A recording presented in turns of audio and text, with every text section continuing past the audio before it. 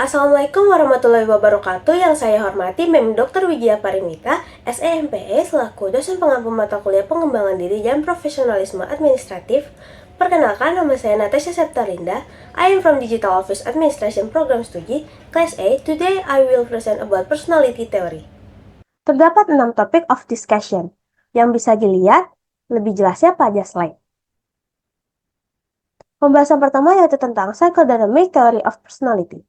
One of the most important psychological approach to understanding personality is based on the theorizing of the Austrian physician and psychologist Sigmund Freud, who founded what today is known as the psychodynamic approach, an approach to understanding human behavior that focus on the role of unconscious thought, feelings, and memories. According to Freud, the unconscious mind was a storehouse for unacceptable repressed desires specific to the individual and that past experience, particularly in childhood, have a great influence on our adult life, shaping our personality. For Freud, the mind was like an iceberg, with the many motivations of the unconscious being much larger, but also out of sight, in comparison to the consciousness of which we are aware. Selanjutnya ada structure of personality. Freud proposed that the mind is divided into 3 components, id, ego, and superego, and that the interaction and conflicts among the components create personality. Yang pertama ada the id, is the component of personality that forms the basis of our most primitive impulse. Yang kedua ada the superego, represents our sense of morality and oaths. Dan yang terakhir ada the ego, is the largely conscious controller or the decision maker of personality. Lebih jelasnya bisa dilihat pada slide. Pembahasan selanjutnya yaitu interaction between id, ego, and superego. Bisa dilihat pada gambar interaksi antara id, superego, dan ego.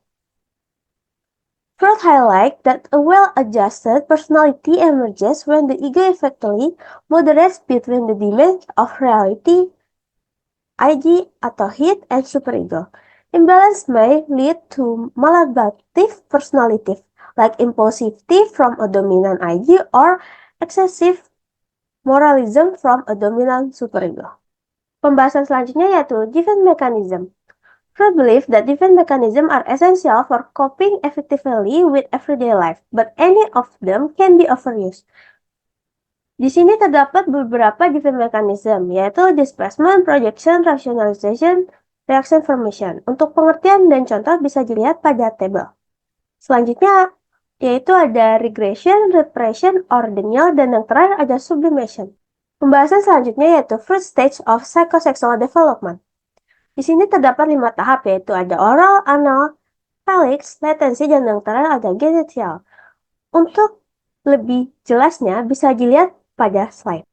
Pembahasan selanjutnya yaitu Freud followers dan Neo Freudian. Di sini terdapat beberapa pengikut atau lebih tepatnya murid dari Freud yang mengembangkan teori Neo Freudians. Yang pertama ada Alfred Adler. Untuk lebih jelasnya bisa dilihat pada slide. Selanjutnya ada Carl Jung, kemudian ada Karen Horney. Untuk penjelasannya bisa dilihat pada slide. Dan yang terakhir ada Erich Fromm. Kesimpulan yang bisa saya ambil yaitu the psychodynamic approach founded by Sigmund Freud emphasized the role of unconscious thoughts, feelings, and memories in understanding human behavior.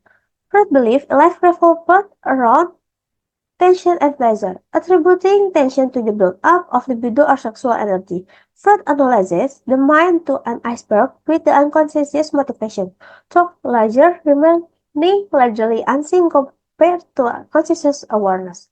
Freud proposed that the mind is divided into 3 components, id, ego, and superego, and that the interaction and conflicts among the components create personality.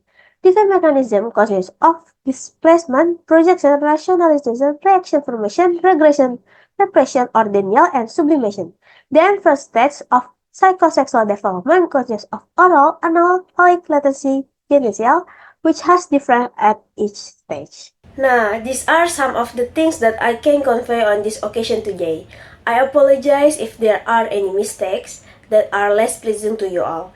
Thank you. Wassalamualaikum warahmatullahi wabarakatuh.